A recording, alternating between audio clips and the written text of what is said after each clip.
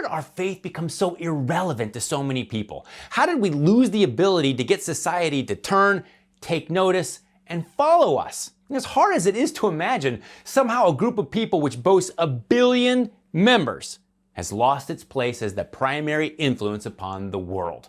And even more incredible, we've lost it to people who've never experienced the breathtaking grace, truth, and beauty of Jesus Christ. They're stuck in the mire of sin, yet they're the ones who are setting the agendas and dictating the culture. The majority of the planet is being led by the spiritually dead on a path to destruction without even giving us a second glance. It's more than a little disturbing. And I think a good portion of the problem is that Catholics today tend to blend in more than stand out. We look like everyone else, we talk like everyone else, we live like everyone else. We're so assimilated that there's not much left to make us or our message very distinctive. So why should people stop and pay attention? Now, don't get me wrong.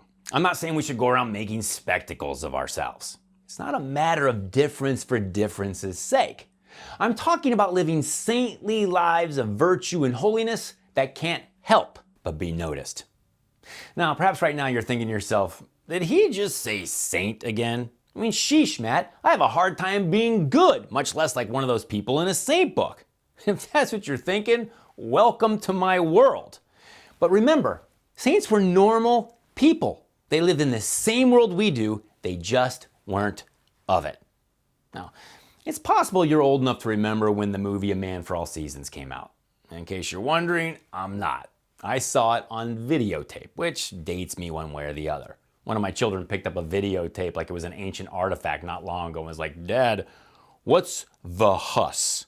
The Huss? No, sweetie, that's VHS. Now go to your room.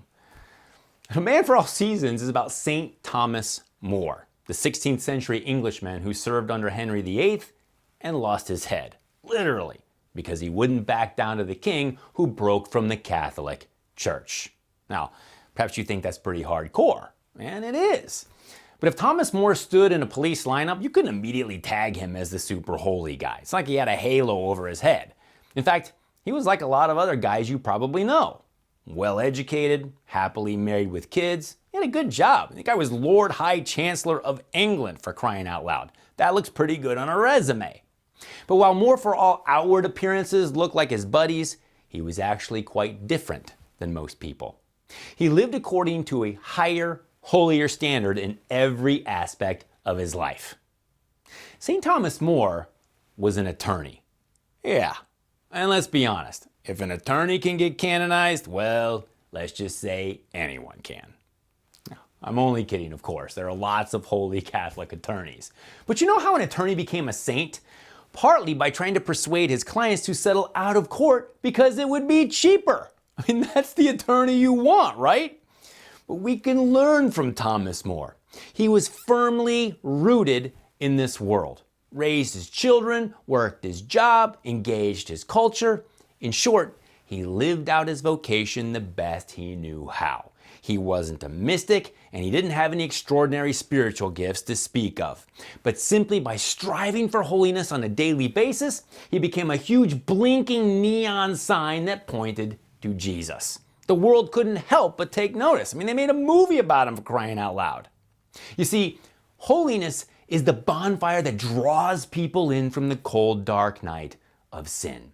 Our lives must radiate the power of Christ's grace and the warmth of his love. That's the foundation of our faith. Holiness is how we get ourselves and others to heaven.